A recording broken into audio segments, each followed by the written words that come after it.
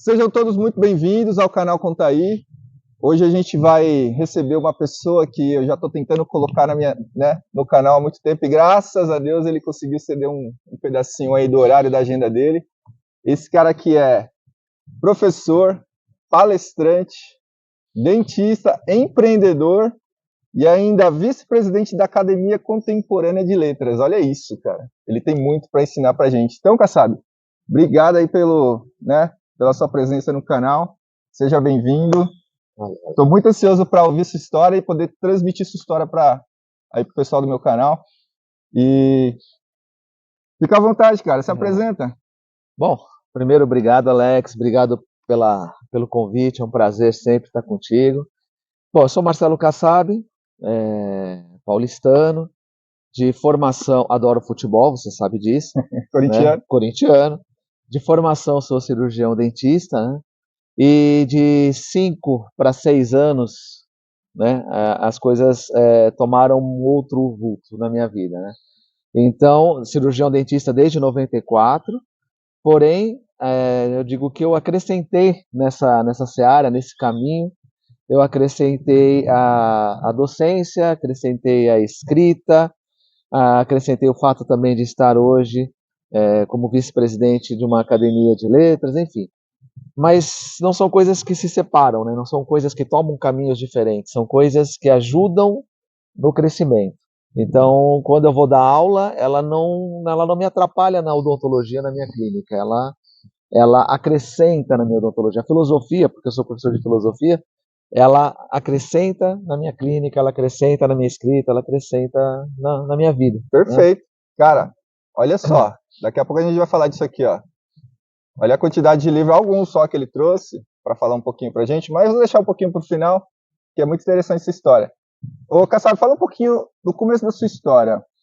Me fala como foi sua infância, assim, dá um breve relato de como foi sua infância, foi uma infância difícil, né? Dá uma pincelada pra gente. Tá, a minha infância foi no Cambuci, aclimação, né? Felizmente eu tive oportunidades, né? Eu não tive que, por exemplo, que a gente estava conversando, parar de estudar ou ter que estudar e trabalhar, até porque a faculdade de odontologia na época que eu fiz era uma faculdade integral, então a gente trabalhava dentro da faculdade atendendo os pacientes, né? Mas a minha infância foi basicamente futebol, assim, mesmo quando surgiram os brinquedos eletrônicos, a minha paixão era futebol. Então, tipo, você me dava uma bola e podia me esquecer. A sua felicidade era a minha felicidade, eu acho que ainda é, né? E mesmo na adolescência, né, entre namorar e jogar futebol, eu ainda preferia jogar futebol. Então, na época, é engraçado isso, porque na época eu tive alguns convites para jogar no Palmeiras. Uau! Mas Palmeiras... Apesar de ser corintiano, olha isso. E também no Corinthians, né? Mas acabou não acontecendo. Acabou não acontecendo porque até o meu pai falou, direciona para o estudo. Uhum. E a faculdade de odontologia exigia muito também, né? Mas pouco antes, quando eu ainda tinha a oportunidade de escolher de ir para o futebol, o meu pai, ele tinha aquela coisa do futebol, e é verdade, né? Porque o futebol, ele consagra qual a porcentagem? Se for colocar em porcentagem, nem 1%, eu acho que se destaca, né? E a pessoa, quando tiver, ela vê lá em você algum talento, mas não quer dizer que você vai vingar. Quantos jogadores talentosos aí não vingaram, né? Enfim, mas era essa paixão pelo futebol. A minha infância foi jogar futebol, basicamente. Depois vieram as namoradas, tudo, mas nunca sem deixar o futebol, né? Abafo casa. Mas eu sempre fui bastante estudioso, assim. Eu sempre fui um cara dedicado. Percebe isso aqui, ó.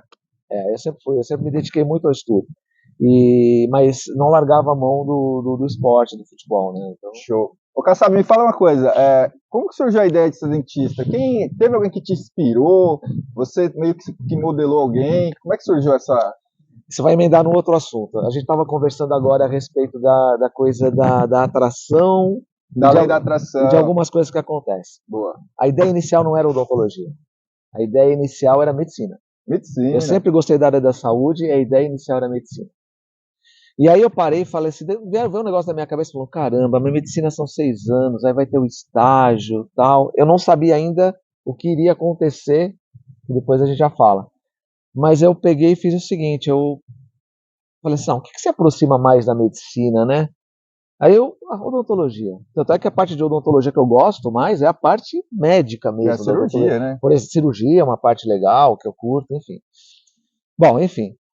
E odontologia são 4 anos. Eu, no meu caso, lá integral, né? Uhum. E chegou e medicina 6 anos, depois até você começar a se estabilizar. E eu tinha alguma coisa que me puxava para odontologia e não me levava, me afastava da medicina. Bom, fui para odontologia. Se apaixonou pela E a odontologia. odontologia é maravilhosa, porque a odontologia, os 2 primeiros anos, é muito medicina também, a gente estuda o corpo todo. Mas isso, depois eu entendi o porquê que eu não fui para medicina, Uhum. que eu estava comentando com você antes. Essa resposta veio mais tarde. Veio mais tarde, porque foi quando houve aquele negócio que eu te falei, que eu estava no 3º ano de odontologia, quando houve um acidente com meu pai. É verdade. Se eu tivesse medicina, odontologia faltava 1 ano e pouco para eu terminar. Uhum. Aí meu irmão, minha mãe seguraram a barra para mim, seguraram as pontas. E foi quando seu pai teve um acidente, veio a falecer, Meu pai sofreu um infelizmente. acidente de carro e, tipo assim, ele saiu de manhã, falou tchau, tchau e não voltou à noite, né? Nossa. Então isso é muito Doído. complicado, é diferente de uma doença que você, de certa maneira, espera, né? Bom, se eu tivesse medicina, no 3º ano de medicina, como eu estava no 3º de odontologia, faltariam pelo menos mais 3. Uhum. Não sei se eu conseguiria finalizar. É porque aí você perde um pouquinho da concentração. Concentração, questão financeira de se manter, porque a medicina exigiria mais. Aí eu comecei a entender, falei, caramba, acho que eu vou fazer odontologia por causa disso. Uhum. Por isso que me deu alguma intuição que eu deveria fazer outra coisa e não a medicina. Entendi. E acabou acontecendo isso. E aí, consegui me formar, enfim. Eu acho que o lance da lei da atração, a gente pode até falar um pouquinho depois. Eu sou um praticante da lei da atração e muito do que eu conquistei hoje, né, não só na educação física, mas em questão não só financeira, mas intelectual, enfim. Acredito que a lei da atração tem ajudado muito. E você também acredita nisso, né? Acredito muito. E a gente fala um pouquinho mais também daqui a pouquinho. Aí, Kassab, a gente vai para o lado empreendedor, né? Porque você hoje é dentista, você tem o seu próprio, né, consultório. E aí eu queria entender mais ou menos como que foi essa virada de chave assim para você falar, meu, eu vou ter meu próprio consultório e como que nasceu, né? Essa nova fase aí de empreendedorismo na sua vida. Tudo ligado. O que é que aconteceu? Quando eu entrei na faculdade de odontologia, eu estava no 2º ano, eu comecei a namorar com a minha esposa, que fazia também odontologia junto comigo. Que se formou junto com você. Se formou junto comigo, enfim, está comigo até hoje, né? Está no consultório, somos sócios também, queira ou não queira. Só que acontece o seguinte, a gente não consegue nada sozinho, né? Então, assim, eu tive alguns anjos na minha vida, né? E quando meu pai foi embora, faleceu, né? Automaticamente eu brinco que os pais da Denise me adotaram, né? Mesmo eu estando no 2º, 3º ano, foi engraçado, o pai da Denise, porque eu morava no Cambuci, que eu te falei, e estudava aqui perto, né? Mas aqui na Unisa. Certo. E foi engraçado, porque eu não faria o que o pai da Denise fez comigo, né? Ele virou para minha mãe e falou assim, se eu poderia ficar na casa dele, assim. Ele foi foi um paizão para mim. E naquela época não era comum. Eu não sei se eu faria isso hoje. Eu tenho uma filha. Pai de menina, na verdade. Eu tenho eu não sei se eu faria isso hoje. E inclusive eu ficava na casa deles para facilitar isso. Boa. Né? Que legal, cara. Então, e aí foi esse apoio, né? Então eu terminei a faculdade, então eu ia com a Denise, voltava com a Denise, ficava mais na casa dela do que na minha. Ou seja, te ajudou muito isso. Né? E o seu sogro hoje é vivo ainda? Não, ele já é falecido também. Mas foi alguém foi uma pessoa que fez muita diferença, né? Tanto é que eu brinco com meus cunhados, né? Eu falo assim, eu não vou chamar vocês de cunhado, porque cunhado é pejorativo. Eu falo, vocês são meus irmãos. Boa, e são, porque tipo assim, os irmãos da Denise, por exemplo, meu irmão comigo desde sempre. Os irmãos da Denise, hoje o irmão da Denise, que é dentista também, o mais novo, que tem 40 e poucos anos, quando eu comecei a namorar com a Denise, ele tinha 11. Caramba. Outro que é Você é irmão, cara? Não irmão. Outro que é policial, ele tinha 15, sabe? Então a gente tem uma relação assim. Já faz parte da família desde lá de trás. Já faz desde lá de trás. Legal, e eles te abraçaram assim, com certa naturalidade. Eu não sei, foram obrigados, né? O pai colocou lá, não sei se eles curtiram muito no começo, né? Chegou um cara estranho, mas hoje não, né? Somos uma família. Top, cara. E aí, quando foi montar o consultório, o primeiro consultório, o pai da Denise investiu na gente. Uau. Ele investiu na gente. A primeira cadeira foi ele que ajudou, que investiu, e a partir do nosso trabalho, o segundo, a gente já conseguiu, junto com ele, conseguiu o segundo consultório ali, no mesmo lugar. Então eu lembro que a gente tinha uma sala pequena e tinha uma sala de espera, e numa outra sala tinha um escritório de contabilidade. E a gente jogando praga naquele escritório, para sobrar para vocês. Pelo amor de Deus, porque estava muito apertado, né? Gostei. Mas não deu um mês. Eles saíram. A lei da atração aí, ó. A lei da atração.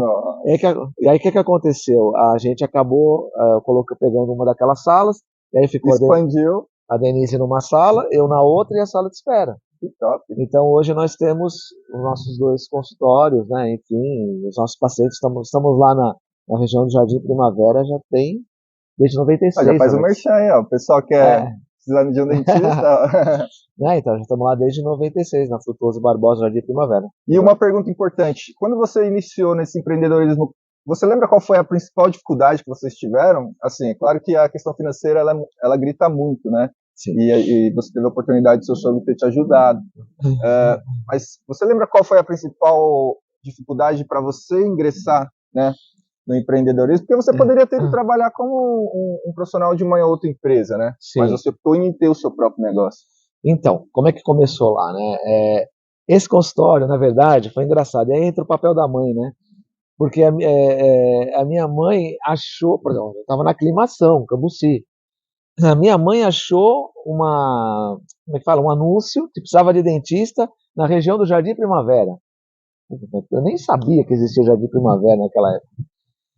Bom, fui até lá, era um dentista, o Dr. César, e ele tinha um consultório que ele alugava não, que ele contratava dentistas para trabalhar no consultório dele. Ele contratava dentistas recém-formados, eu era recém-formado, e ele me contratou. Eu e Denise. Naquela época, tinha uma dentista mais experiente, ela ia lá de segunda, terça e quarta. E eu e a Denise, quinta, sexta e sábado. Então não eram os nossos pacientes, eram os pacientes daquela clínica. Certo. Um dia ele chegou pra gente e falou: Marcelo, eu vou dispensar a outra dentista, porque o horário de vocês está sempre movimentado, e o horário dela não. Eu não sei o que acontece, né? Não sei o que acontece, mas você gostaria de pegar a semana toda? Recém-formado, vamos pegar a semana toda. Bora. Peguei a semana toda. E o nosso consultório, o consultório dele, né, começou a evoluir nesse sentido, começou a ter mais gente, né? Eu acho que você atraiu esses clientes para ele. Com certeza. Eu sei que chegou um determinado momento, ele virou para mim e falou assim: olha, Marcelo, eu tenho meu consultório, aqui é um consultório que a gente... É meu consultório também, mas é mais uma coisa para ter nessa região. Quer tocar? Porque para mim, assim, eu vejo que assim, tá andando sozinho. Ele te deu oportunidade, hein? Então, 95, eu entrei em agosto. Em 96, janeiro de 96, ele passou o consultório pra gente. Que legal. Em 96. E eu ainda fiquei uns 4 anos com aquele receio de colocar o nome Marcelo e Denise na placa. Com medo de espantar o cliente? Não é de espantar, porque assim, eu deixava crescer barba, né? Ela é um moleque, né? Então eu deixava crescer barba para tentar parecer alguém mais, né? Hoje eu quero tirar, ficar o cabelo branco, não quero. Mas antes... Você vê que a sabedoria ao longo do tempo vai deixando a gente mais madura, né? O cabelo mais barba branco. Barba não. Não, mas mesmo assim, né? Eu queria parecer mais velho, né? Porque, tipo, eu me formei com 21, 22. 21 para 22. Bom... E depois eu não deixei placa no consultório. Hoje, se você chegar... Agora eu tenho placa já tem uns 3, 4 anos. Só. Caramba. Mas eu não tinha placa, era só indicação. Se você chegar hoje lá naquela região, Jardim Primavera, você não precisa dar o meu nome inteiro. Você fala, Dr. Marcelo. O pessoal já te aponta onde é. Já vai direto. Então lá virou minha casa, né? Virou minha casa. Então foi mais ou menos assim. Eu comecei a trabalhar lá muito cedo, né? Então eu formei a minha vida e a minha carreira nessa região. A sua história foi lá. Praticamente, eu trabalhei pouco em outros lugares. E aí, né, falamos um pouquinho do empreendedorismo, e você tinha, né, a gente conhece a sua história e sabe que há 5 anos atrás, né, coisa muito recente, acabou de nascer, né, essa nova história na sua vida, de escrever. Eu queria que você me contasse essa transição, né, como que surgiu esse lance de você, é claro que você ainda é dentista, mas nasceu uma nova eu posso chamar de função ou profissão? Como é que eu chamo isso? Eu não sei se profissão, na realidade eu não sei o que vai virar, na verdade eu não sei nem o que é. Nem o que é. Mas Mas o cara é escritor, olha isso, cara. De 5 anos pra cá, ele trouxe só alguns, tá? Olha isso. E o cara é vice-presidente, ou seja, aconteceu muito recente, né? Muito. Eu acho que assim, nada, que nem a gente estava falando, nada é por acaso, e assim, eu já sabia que alguma coisa, eu curtia escrever, eu gostava muito de aprender música. Quando eu aprendi a música, eu percebi que para tocar estava difícil, mas para escrever saía fácil. Então, por exemplo, pegava uma música, sei lá. Mas isso você está falando na sua adolescência? Já mais para frente. Mais para frente. Tá. Aí eu vou chegar nesses 5 anos que você que você falou, eu vou linkar. Porque que acontece? Eu estava aprendendo a tocar alguma coisa, aí eu aprendi a tocar, e aí a música eu não me satisfazia com a melodia que o outro tinha colocado, e nem com a letra que o outro tinha colocado. Um artista qualquer. Então eu fazia a minha própria melodia e a minha própria letra. A partir dali, para a poesia, foi um passo. Entendi. Então você tinha uma certa facilidade de escrever. Já tinha, mas eu não tinha canalizado, né, direcionado, né? Pra você ter uma ideia, teve uma época que eu fiquei internado no hospital e eu fiz uma música sobre essa internação, que é uma letra, que é uma poesia, que acabou virando uma letra. Então eu tinha alguma coisa já relacionada. Era engraçado as histórias. A minha mãe, ela chegava para mim, ela fez 2 cirurgias e falava assim: Marcelo, eu vou levar um vinho no pós-operatório, eu vou levar um vinho pro médico, um chocolate. Até hoje ela faz isso. Escreve uns dizeres para ele. E eu escrevia. 2 vezes ela virou para mim e falou assim: Marcelo, ele pegou o chocolate, o vinho, mas na hora que ele leu o que você escreveu, eu nunca vi que ele começou a chorar. 2 vezes, as 2 que eu escrevi. Eu falei, caramba. Ou seja, você conseguiu transmitir emoção ali naquelas letras. Então, e quando ele começou, quando ela disse isso, ele chorava. E aí quando ela disse isso, eu falava, caramba, né? Porque é uma coisa que para mim era tão natural, mas o meu objetivo sempre foi, em tudo que eu escrevia para alguém ler, tirar daquela pessoa algum tipo de emoção. Então, tipo, eu jamais escreveria para você por escrever. Então, para mim, a escrita tinha uma conotação, uma importância. Era necessário que aquela pessoa se emocionasse de alguma forma. Era necessário que aquela pessoa sentisse, visse graça de alguma forma. Cara, é um artista você. Sei, porque um artista, né, digamos assim, um ator, ele transmite emoção atuando. Um cantor transmite emoção cantando. Você escreve. O que eu queria dizer é que assim, eu nunca escrevi por escrever. Quando eu escrevi, eu falei, putz, eu sempre queria a palavra, aquela palavra que encaixar. Então eu lia, quando eu escrevo os livros, eu leio em voz alta, porque eu tenho que sentir o tom, eu tenho que sentir o ritmo daquilo. Né? E a poesia ajuda, mas não é só poesia, agora esse livro é só de prosa. E aí o que rolou? Aí isso para fazer o link que já tinha um processo ali, mas eu nunca tinha escrito nada. Eu tenho um primo, jornalista, brilhante, escritor brilhante, chamado Igor Kassab, vale pesquisar, o cara é genial. E o Igor, ele falou, primo, vai ter um sarau de lançamento de um livro que eu participei, de uma coletânea, da editora Matarazzo. Beleza, fui lá assistir o Igor. Aí eu olhei e falei, pô, que legal isso, né? E a dona da editora estava lá, chamava Thaís Matarazzo. Aí eu falei, Thaís, tudo bem, prazer, Marcelo, tal, sobrenome do Igor. Olha lá, eu queria, é possível escrever um texto para participar da sua coletânea? Manda para ver, aí a gente tem que aprovar, tal. Mandei para Thaís o primeiro, mandei 2. Um texto falando da minha avó, que depois está nesse livro aqui também, mas de uma outra forma, é uma outra história. E mandei um acróstico, um poema. Ela acolheu, aí eu falei, caramba, legal, né? Até aí ela não tinha nem conhecia, a gente não conhecia. A gente não se conhecia. Seu trabalho. E aí eu falei, beleza, eu já tenho 2 livros aqui, fiquei orgulhoso, eu peguei o livro, né? Legal, já tenho o meu nome no livro e tal, beleza, acabou, beleza.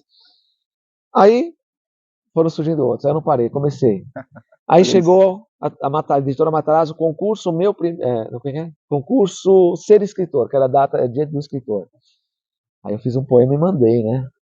Não falei pra ninguém. Aí vem ali, resultado dos vencedores e tal. Primeiro lugar. Nossa, primeiro lugar, cara. E aí eu comecei a conviver com escritores, receber prêmios.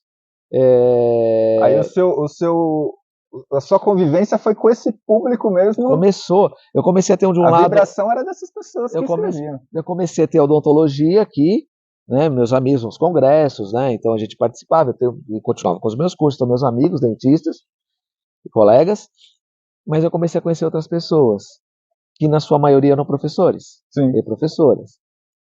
E comecei a me inspirar a participar de concursos. E começaram os concursos.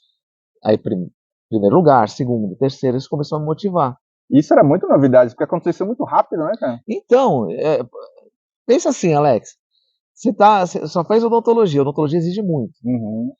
E de repente você começa a ter um outro ambiente. Finais de semana você começa a frequentar alguns lugares, você vai em auditórios, você começa a falar para público, você começa a declamar, e eu, muito tímido, né, cara? Eu não tinha muita essa coisa de pegar muito novo também, né? Pegar o microfone, enfim. E foi, mas rolou. E aí esses concursos me ajudaram a dizer um pouco, né, quem que eu era. E aí começaram a vir, começou a ter um outro concurso, que foi o concurso da editora Matarazzo, que foi meu primeiro livro.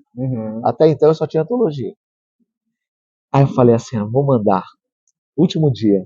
E eu tentando mandar pelo computador, eu não sei o que a Melissa... Nos 45 do segundo tempo. O acréscimo já. Eu não sei o que a Melissa tinha feito no computador, que aquele botão do computador não ligava. Fala sério. Eu não sei, que falei, quando eu já estava desistindo, olha louco. A lei da atração de novo. Ligou. No último clique ele ligou. Cara, aí eu mandei para ela. Ia sair o resultado, acho que, sei lá, em agosto.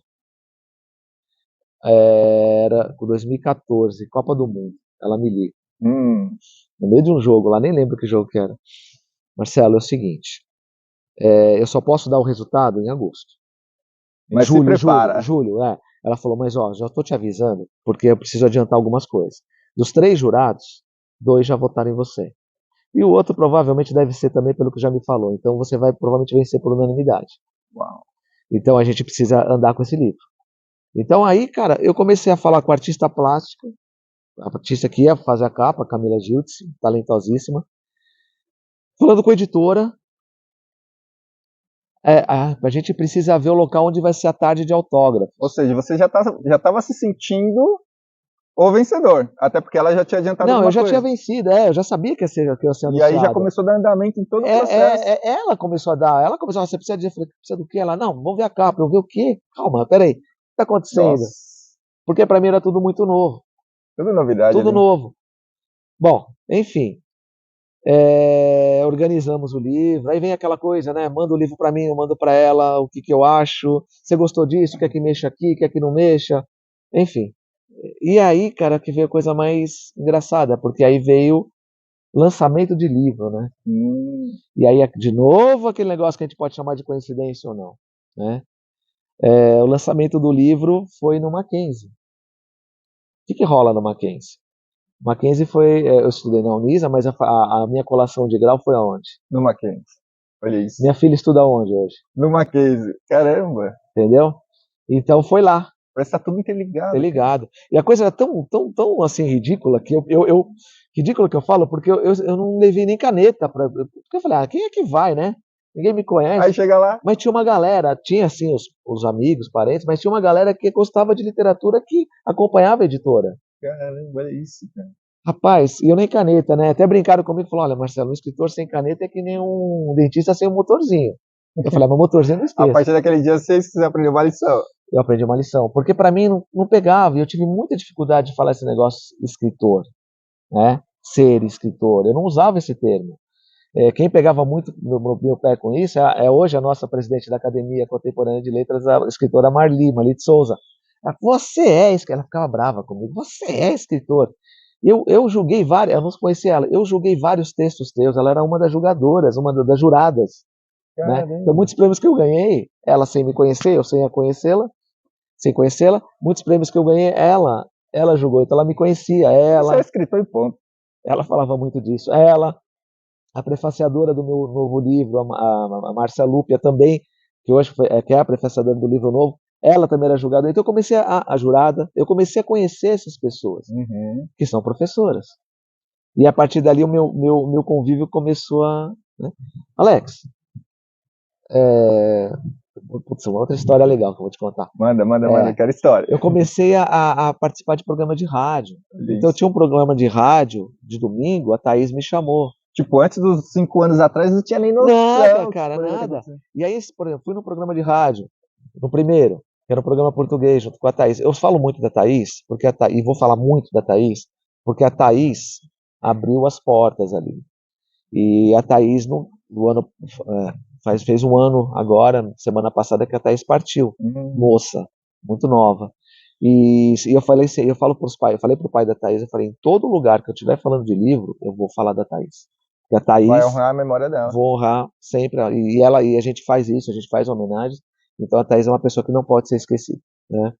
Jamais. É Thaís o quê? Desculpa. Thaís Matarazzo.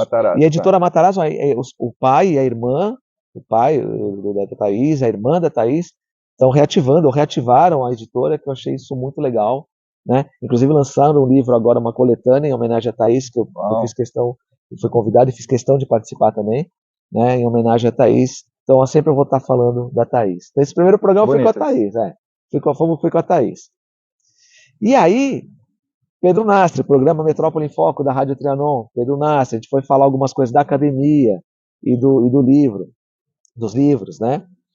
Mas um negócio engraçado, eu não sei se você vai... É que assim, eu quando era moleque, gostava de futebol pra caramba, sempre te falei. Tinha um programa de rádio à noite, chamava assim, As 20 Notícias de Antônio Guzman e Lucas Neto. Eu era criança, muito criança. E minha mãe era muito rígida, né, para dorme tal horário, tal. Eu pegava o radinho, que era radinho de pilha, e colocava embaixo do travesseiro. Para ouvir esse programa? E dormia ouvindo o Lucas Neto. Caramba. E dormia ouvindo o Lucas Neto.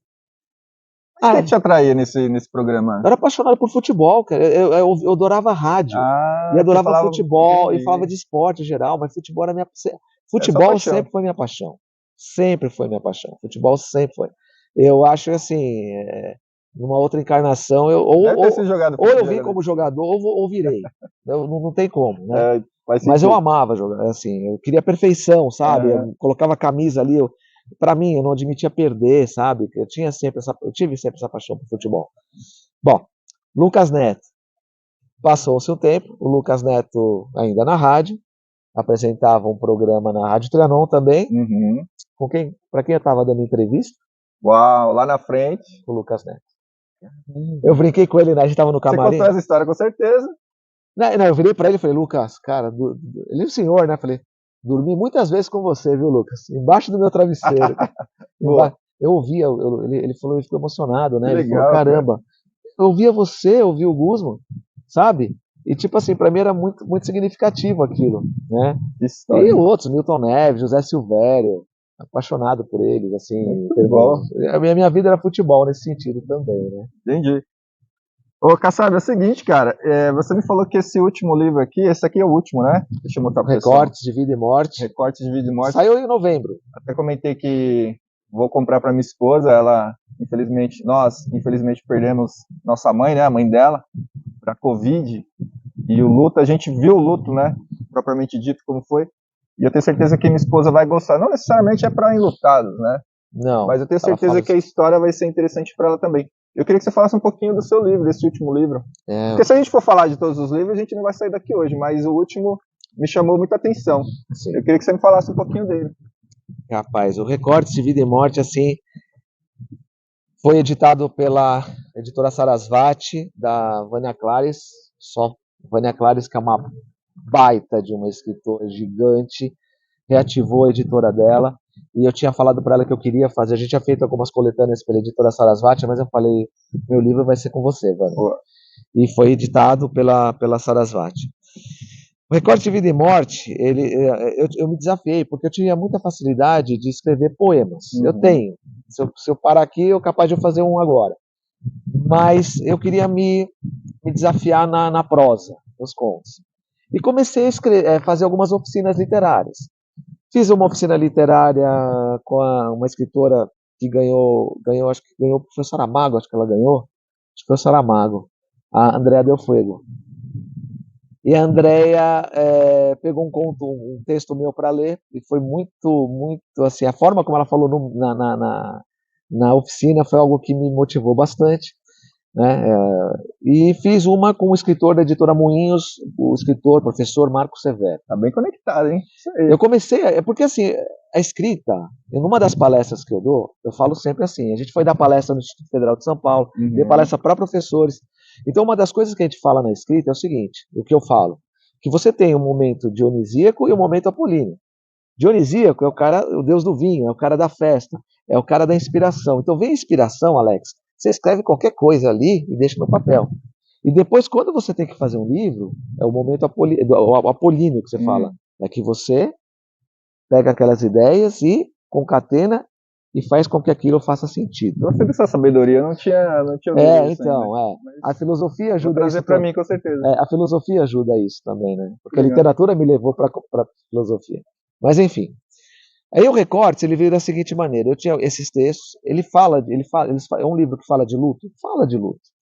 Né? Todo escritor lida um pouco com essa parte da morte. Né? Não tem como você falar da vida sem falar da morte, porque a gente é o nosso maior, a nossa maior, não sei se a gente pode falar dúvida, né? Que nos cerca de dúvidas, que nos cerca de angústia, é saber que a gente vai morrer. A gente esquece disso. Essa é a certeza, né? Essa é a certeza, é a única. Jeito. A gente esquece disso quando você está no teu trabalho, quando eu estou no meu trabalho, quando a gente está... Mas é impossível, em certo momento, você fala, caramba. Isso é verdade. Não tem como se desligar disso. E aí você fala assim, pô, aí você começa a ter certos questionamentos na vida, né? Por que eu trabalho tanto? Tá, eu vou ganhar esse dinheiro, beleza, tá aí. Cara, faz sentido. Né? É uma reflexão que todo mundo deveria ter. Tem que fazer. Mas o Recortes, ele não é algo que quer ser, não é autoajuda, não é nada disso. Ele tem textos extremamente pesados, pesados que eu falo são densos nesse processo de reflexão. Então fala do luto, fala de amor, fala de raiva, porque a literatura ela tem que transmitir exatamente, empaticamente, ela tem que transmitir aquilo que o ser humano tem como sentimento. Então o Alex, nós não somos 100% amor, nós somos também ódio, nós temos raiva, nós temos medo, né? Um turbilhão de sentimentos, né? Turbilhão de sentimentos. Então, quando eu falo da Recortes da Vida e Morte, eu digo sempre isso, que a ideia não é falar como ter a morte como protagonista. A morte é coadjuvante. O protagonista é a vida. É o que você faz na vida para chegar no teu final. Perfeito. Quando você falou da tua mãe, né? Mãe da sua esposa, tem um conto aqui que é muito disso. Tem um dos contos que chama Solstício, que é um dos contos que eu tenho recebido mais feedbacks. Né? Você está falando de medicina? Tem um médico no Rio de Janeiro que eu não o conheço pessoalmente, que me mandou, ele quis comprar o livro, mandou para mim, ele manda para mim e falou, preciso conversar com você sobre solstício e tem um aqui sobre peso e flamboyância. Uau. Né? Enfim, e ela conta, e essa história de solstício é muito engraçada, porque a prefaciadora do livro, que é a professora Márcia, ela um dia chegou para mim e falou assim, hoje ela é doutora, fez doutorado, mas na época ela tinha um trabalho de mestrado e me mostrou aquele trabalho de mestrado, e começava a conversar comigo. Eu achei tão linda que era sobre os idosos da Moca, a forma como eles falavam, as memórias, né? Um trabalho lindíssimo dela. E aí o que aconteceu? O que foi legal? Ela me passou aquilo de uma maneira acadêmica, e eu comecei a ouvir a relação dela com aqueles idosos, e como ela se emocionava ao ouvi-los. Eu falava, caramba, aquilo virou um livro, virou um conto. Ou seja, virou uma chavinha. Através do trabalho acadêmico dela, eu construí uma história. É um artista, meu, sei. O cara é um artista. E coloquei ela na história. Eu coloquei na história. Ela deve ter ficado muito feliz. E tipo assim, a história dela e a história dessas pessoas que ela entrevistou foi uma inspiração. Né? Tem o primeiro conto, que é o Armadilha, que pra você ter uma ideia, e aí você vai entender mais ainda esse processo que a gente está chamando de coincidência que não é. O Armadilha, Alex, é muito louco, porque a editora tem um revisor. Certo. Não conta tudo não, porque o pessoal vai ter que comprar isso aí. Não, mas é só para você ter uma ideia. Mas essa é uma coisa muito bonita. O Armadilha, ele era para ser um conto, você vai ver como ele não é só envolvendo luto, não é só isso, mas também ele tinha uma parte que eu estava enveredando o conto por tráfico de órgãos. Aí me deu uma coisa, eu falei, não, tráfico de órgãos não, cara. Tráfico de órgãos não. Aí eu comecei a pensar, falei assim, não. Eu comecei a mudar o rumo do texto. Eu ampliei e comecei a mudar o rumo do conto. Beleza, mandei para a editora e ele tomou uma outra conotação que vai do ódio para o amor, do processo de doação. Não tinha Faustão na época, esse conto veio antes do Faustão, porque muita gente pensa assim, às vezes não tinha Faustão. Linkou com o lance da doença do Faustão. Mas não tem nada a ver porque foi escrito muito antes. Entendi agora. Muito antes. Mas a coisa mais bonita veio agora. A editora, ele era para ser um dos últimos contos. Eu falei, não, vai ser o primeiro. Coloquei ele como primeiro. Aí chegou nas mãos do revisor, né? O Léo Gard. Aí a editora virou para mim e falou assim, Marcelo, é o teu primeiro conto? Destruiu o Léo, né? Caramba. Porque falava de doação e tal. E o Léo é transplantado. Uau! Eu não sabia, eu nem conhecia o Léo. E ele é transplantado. E mexeu com o cara. Como é que eu pego um conto que não era para ser daquele jeito, vira o que virou? Nossa. Não era para ser o primeiro, acabou sendo, foi o conto que abre o livro. Não sabia que eu estaria, uma das primeiras pessoas que leria o meu livro. Parece que foi para ela, né? Para essa pessoa, e que fez a revisão do meu livro, que foi o Léo. Caramba. Aí depois eu encontrei com o Léo, falei, Léo, que louco isso. E aí a gente precisava de uma ilustração do livro. Caramba. Ilustrações, aliás, que muitas delas, inclusive a capa do livro, não sei se dá para pegar, vai dar para pegar, né, Nana? Eu tiro uma foto e coloco lá.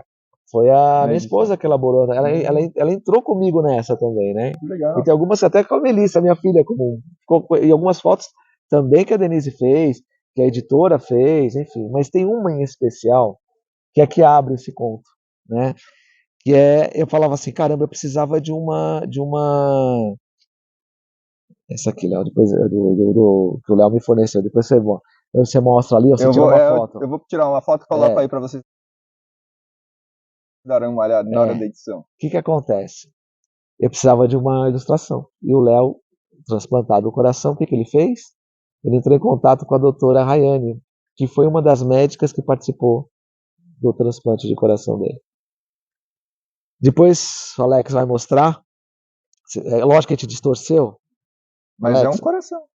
Aqui a mão da doutora Daiane e aqui um coração, cara. Esse é o coração que foi... Não é o do Léo. Não é o do Léo, tá. Mas é um coração que não... Essa foto foi tirada no momento em que ela pegou o coração e vai devolver a vida. Que legal, hein? Vai dar a vida para alguém que está esperando aquele coração. Que história. Cara, é emocionante. Por isso que eu falo que o protagonista é a vida, não é a morte. De um lado, olha, que coisa mais recorte de vida e morte que isso? De um lado você tem a morte. Ficou perfeito isso aí, cara. De um lado você tem a morte, o cara que perdeu, mas esse cara vai continuar vivo através daquele cara que já está recebendo o coração. Então são duas vidas ali. É bonito isso, né? A morte ficou como coadjuvante. É bonito. A morte é só uma coadjuvante. Nossa, parabéns, meu. Linkou uma sinergia assim absurda, cara. Era pra ter rolado. Parabéns. E assim, é um livro que me dá muito orgulho. Ela tem a orelha escrita pela professora, presidente da Academia Contemporânea de Letras, Marli de Souza. A contracapa pela escritora Vânia Clares. Excelente, uma das grandes. Aliás, procurem Vânia Clares, leiam Vânia Clares. O livro da Vânia que vai sair em breve também. Eu fiz o prefácio, ela me convidou para fazer o prefácio.